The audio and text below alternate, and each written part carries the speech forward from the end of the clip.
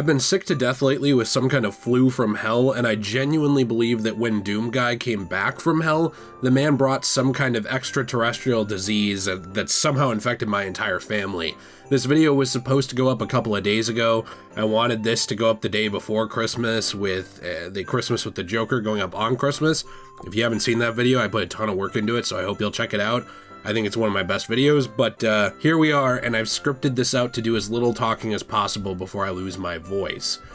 That said, it's still the general time period of the holidays, so I thought that we could actually all collectively take a look at the bizarre Fallout 4 Christmas quest, where the player is tasked with the insane goal of killing Santa Claus. Before we hop into it, please be sure to leave a like and subscribe if you enjoy this video. It actually helps the channel out a lot as we continue to put out content, including videos on DC, Fallout, James Bond, Assassin's Creed, and more. The Creation Club system actually introduced official Bethesda-endorsed quests into both Elder Scrolls Skyrim and Fallout 4, and the Christmas quest for Fallout 4 comes from this system.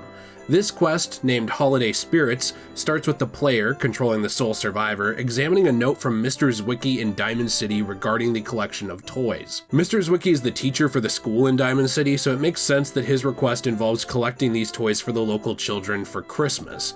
Zwicky tells the sole survivor to look near Fallon's department store, where he was told shipments of pre-war toys can actually still be found. Once located, the player is to bring these toys back to the schoolhouse and drop them off in a collection box. After getting to Fallon's department store, the sole survivor will find that the entire area has been overrun by super mutants that really don't seem to want anyone else to stick around. Luckily, they also sometimes carry mini nukes, which very conveniently blow their whole bodies to bits. Clearing the area of these mutants leads the player around to the back of the building, where they run into a dog named Rudolph, who charges out of the back loading dock of the department store. Now, this is surprising enough, as the dog sports random reindeer antlers, something not previously seen in the game, but behind Rudolph is an even bigger surprise, a ghoul named Raymond who is fully decked out in a complete Santa outfit. Rudolph and Raymond are both hostile, which leads to the nasty business of putting them both down. Now, in Raymond's hideout, you can find a ton of interesting items, including Santa outfits and sexy Santa outfits, which I thought your girl Kate looked pretty dang good in, even on the good old vanilla console without mods version of the game. And you can also find your means to create your own Christmas and holiday themed items in your settlements. One of the most interesting and missable parts of this quest is the identity of who Raymond is, which is actually contained in his journal found in Fallon's department store's loading dock.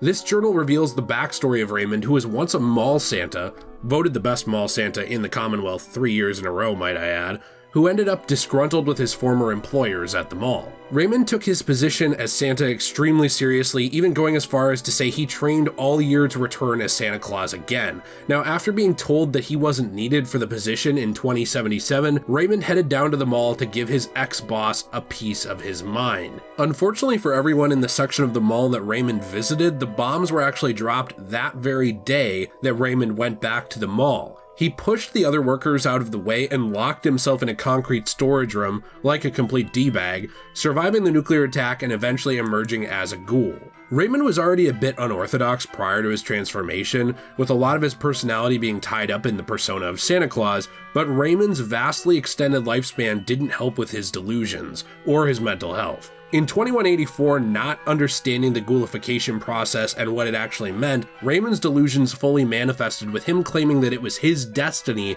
to be immortal, having lived over 100 years already, and declaring himself the one true Santa Claus.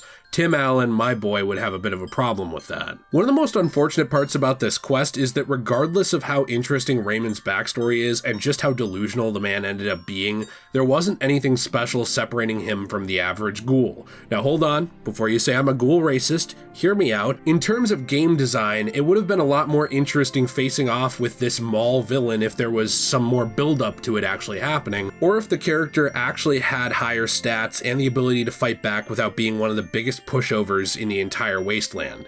He's very easy to defeat, and I found myself wishing there was some more to the quest leading up to him, maybe some more clues, some more holotapes found, some more enemies encountered, or some kind of actual full-on boss-like encounter between the player and this self-declared one true Santa Claus. I'm really shocked they didn't give him some kind of power armor or something, since that seems to be the Fallout version of trying to buff an enemy in modern Fallout, but he didn't even get that, he just stood there and got shot. The best part of this quest is definitely the settlement options that are added into the game with the mini expansion, which allows players to make gift boxes, Christmas trees, nutcrackers, stockings, and more.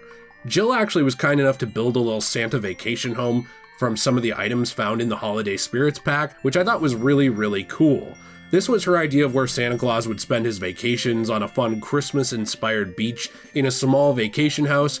We actually built this in the VR worlds introduced in the Capital Wasteland VR Creation Club kit, which is a fun little expansion that allows you to make much bigger settlements in different VR settings, even on the console. With this enabled, we were able to get to the deserted tropical beach, which is a really fun little setting that's ironically fitting for all of these Christmas goodies. It's like the antithesis of the North Pole, but come on, you know, your boy Tim Allen, he works so hard, so many days year round between Last Man Standing and bringing back the Santa Claus for the 10th time that he needs a break, and he's going to take it on the beach. I know there's a lot of hate for the Creation Club quests and items, especially on the internet, as mods are still free on PC, and also some of them now work on console, specifically I would say on the Xbox architecture, with Sony being a little more stingy about what they allow on there. Not a shot at the PlayStation, just saying I don't like the Sony censorship crap, but I know that those mods are free. However, I think that the Creation Club is still a fun way to expand the console versions, at least of Fallout 4, and provide players with a lot of simple, fun goodies and interesting quests without really running the risk of messing their game up too much. Some of these quests have surprisingly interesting lore and backstories around them, and knowing that those are fully endorsed by Bethesda and actually sold by Bethesda, while it does put it in an odd place of canonicity where you have to ask, well, was Wally Mack really here? Were the tunnel snakes really here? Or was this just a glorified mod Bethesda decided to sell?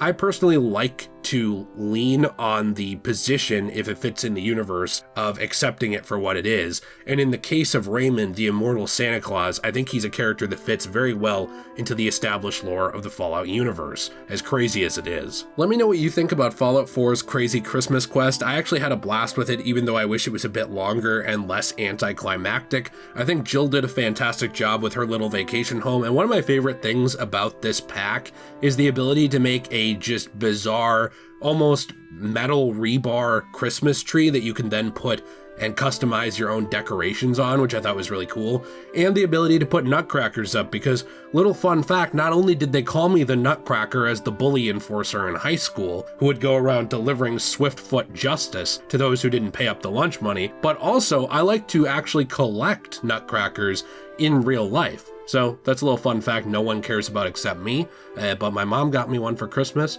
and I appreciate you very much. Thanks, Mom.